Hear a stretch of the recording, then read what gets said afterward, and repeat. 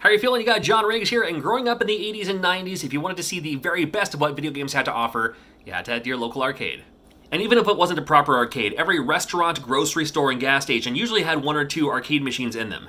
And we didn't have the internet back then, so we didn't really know what video games were coming out anytime soon until they were already there, and then we could tell our friends, dude, there's a Castlevania arcade game. What do you mean there's a beat-em-up based on the movie Hook? How come nobody told me there's a Kickle Cubical arcade game? They made an arcade game with Little Nemo? Seriously? For 25 cents for the most part, you could rent a few moments of time to escape the realities of the day and just enjoy someone else's art. Sometimes you were lucky enough for some of these games to come out to home consoles, but a lot of times that wasn't the case.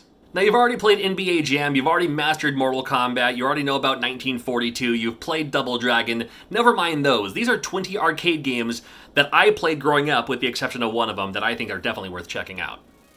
And one of my favorite movies at the time was Willow, and they made an arcade game based on Willow. This is not like the NES version at all. This one actually plays a little bit more like a Wonder Boy, almost, kind of. You start as Willow, you throw magic as your primary weapon, you can collect gold, you can buy upgrades in the stores that you see along the way. It plays like a great kind of run-and-gun action platformer style, which is absolutely wonderful. Love the colors, love the music in this. Great big bosses that will keep you popping in more quarters. And then you alternate between Willow and Mad Bardigan. And both are pretty similar, but kind of different. Willow, the arcade game, definitely worth checking out. Admittedly, I was never the biggest fan of G.I. Joe. The cartoon, the action figures, it just wasn't for me for some reason. But I absolutely spent a lot of money playing it in the arcade. I loved this game because I was a huge fan of Operation Wolf, and this one plays kind of like Operation Wolf, but instead of like moving left and right, you go down the corridor and it has everything kind of walking towards you, zooming towards you. A little bit like Cabal in a way, you know? You can choose the person you're playing as, and it's just fun to play, but even funner on a two-player. If you're looking for a great arcade game that you may have missed out on, you gotta check out G.I. Joe. Now this game's taken it all the way back, but it was definitely one of my favorite games for the time. It's called Blueprint. Now you're trying to save your girl from this weird monster at the top, and you have to do so by constructing this weird gun by collecting pieces from inside these houses. You have to run into a house, grab the piece, put it on the blueprint. Sometimes there's going to be a bomb or something like that. You can put it in the bomb disposal, hopefully in time. There's other enemies you got to watch out for, including potted plants that might fall on your head.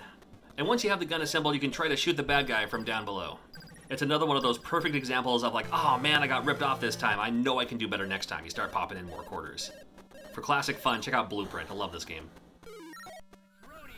The more I talk about arcade games, the more I'm realizing not a lot of people have heard of Cowboys of Moo Mesa. It's from Konami, and if you love Sunset Riders, you're going to love Cowboys of Moo Mesa. It plays very similarly. 4-player simultaneous, if you wish. Great colors, huge sprites, kind of creative, fun bosses as well. And this is based on a cartoon of its time. I don't know if the licensing was what prevented it from coming out to home consoles like Super Nintendo, but it totally should have. Cowboys of Moo Mesa is absolutely excellent. Fun kind of driving title in A.P.B, which stands for All Points Bulletin. This is the game that actually taught me what A.P.B stands for. You're a cop and you're not just driving around the city, you have to pull over the bad guys. And you do so by you have your little target in front of you, so you have to click your siren button on them so they'll pull over safely while not crashing into anyone. That's the hard part. Stereotypical, you can go through the donut shack, you know. And this game even features kind of boss battles where you have to, like, you know, keep on hitting the button as many times as you can to pull over the main bad guys of the levels. It's a little hard to control, but A.P.B is kind of a fun one. Another absolute favorite arcade game of mine has to be Quartet from Sega. I wish they would do a re-release of this. I wish it would come out, 3D or whatever the case is. I loved Quartet. We can at least still play the old arcade version. There is Quartet as well as Quartet 2. Both of them, I believe, are just the same game. Just one of them features 4-player and then the other one features 2-player, but you get to select who you want to play as, from the 2-player cabinet. Absolutely love the music in this one. It's just fun to play through and see the enemies and all that. There's a boss in each stage that has the key. You grab the key, you go through the door, you move on to the next stage. Absolutely addicting. I love Quartet. Can't get enough of it. The great game from Konami is called Crime Fighters. I played a lot of this growing up. Crime Fighters was you've already played Double Dragon as much as you can. What else is out there? Well, here's another beat 'em up called Crime Fighters. There's two things I love about this game. It's just simple beat 'em up style. You have a punch and a kick, and then the other button attacks behind you. And you can also pick up items and use them to your advantage. I had a friend of mine in school, Dan Messer. He could do that all the time. Love this punk boss at the end of the first stage, too. Pretty cool. Crime Fighters is a fun one. Another classic Sega title with Congo Bongo. This was their answer to Donkey Kong, but this one's isometric. A little 3D value to it. Climb up the platforms, dodge the obstacles, get to the top, and move on to the next stage. And there's like 4 stages, I believe, in this game. 4 or 5 stages, something like that. This one's always fun to re-experience. You know who this is? Well, Michael Jackson did a lot of stuff with Sega for the time, including this arcade game, which plays nothing like the Sega Genesis version. Yes, of course, you can make them all dance because it's a Michael Jackson game. And it's just a fun, cool to hear the arcade versions of classic Michael Jackson songs. It's a great game, Michael Jackson's Moonwalker for the arcade. Oh, and if you get bubbles, you turn into a giant robot. So there's that. That happens. Roc'n Rope's another fun one, kind of capitalizing on the whole Donkey Kong mechanics, but instead of having ladders, you have your own grappling hook. So you have to shoot your grappling hook at an angle, and by doing so, then you can climb up the rope to get to the top of the screen. Got to pick up the phoenix feathers for the giant bird at the top there. Those eggs you see there will give you invincibility for like a few seconds. Watch out for the bad guys. You have a flashlight you can shine in their eyes that'll stun them for a while. Make it to the top, move on to the next stage. Classic formula. Now, Mr. Do's had a few games in the past, and Mr. Do's Wild Ride is one I always come back to. It's a maze game, again, go to the top of the screen. However, this one, you're on a roller coaster, so you gotta watch out for the cars. They're not really enemies, they're just in the way. And it was cool to see because I wanted to see what the next stage was going to look like. Very creative stages on this one. I just thought it was fun. I mean, it's just a fun idea for a game, Mr. Do's Wild Ride. Not to be confused with Mr. Toad's Wild Ride, of course. Now, this is an arcade game. Admittedly, I didn't play in the arcades back in the day, but I definitely wanted to show attention to it. It's called Double World from Konami. Very, well, I don't need to tell you what it's like. But the gameplay itself is a little Gauntlet and a little like Gradius of all things, because you find these items that you can upgrade and you choose your own upgrades along the way. You can do 2-player on this one, makes it a lot more fun that way. And again, it's just another one of those games that's just like, super cool idea, never came out on home consoles, I wish it did. But Devil World is one you want to check out for sure. Another classic game in Guzzler. You play kind of like this glass of water or something, and you have to extinguish the flames by using your water to put out the fires.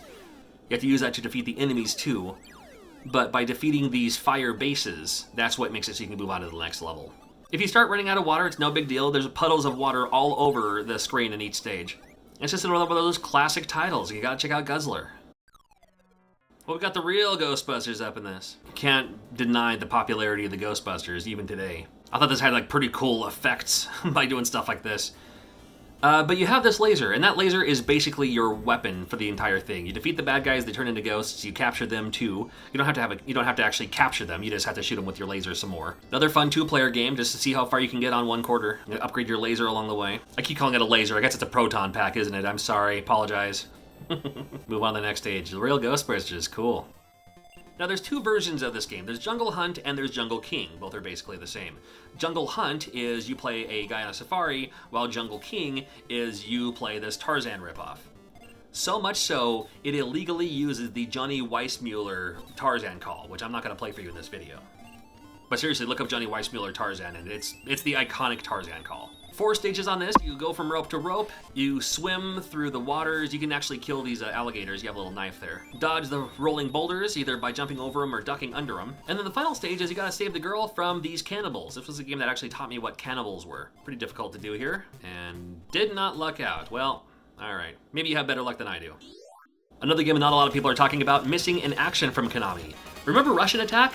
This is the sequel to Russian Attack. And it plays like Russian Attack. Just like Russian Attack, you can kill the bad guys with your knife, you can pick up, bazooka, for instance, to help you out along your way. Unlike Russian Attack, there's even ladders that go down, so you can go below the levels. There you go. Missing in Action is a fun one. This was a game that we had for maybe about 3 months at a local gas station, and I played it whenever I could. Now, if you're not sick of the Donkey Kong ripoffs yet, we definitely have Kangaroo for you. Kangaroo, so popular, it even had a Saturday morning cartoon in the Saturday Supercade lineup for a small while. You're a mother kangaroo trying to rescue your Joey. These monkeys are bothering you, but it's all good. You just gotta punch their apples out of the way or dodge their apples. Yeah, it's just another Donkey Kong style game, but I absolutely loved Kangaroo. Soft spot in my heart for this one. Of course, I'm going to talk about WrestleFest. Played a lot of this one at my local grocery store that had it.